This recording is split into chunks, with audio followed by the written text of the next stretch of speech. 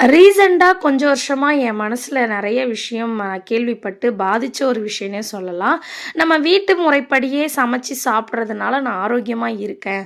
நான் அந்த மாரி பருப்பெல்லாம் எடுத்துக்கிறதுனால என் உடம்பு ரொம்ப ஆரோக்கியமா இருக்கு. நான் எக்ஸர்சைஸ் பண்றேன். எக்ஸர்சைஸ் பண்றதுனால எனக்கு வந்து ரொம்ப ஆக்டிவா இருக்கேன் அப்படின்னு சொல்லிட்டு உலகம் போயிட்டுருக்கு.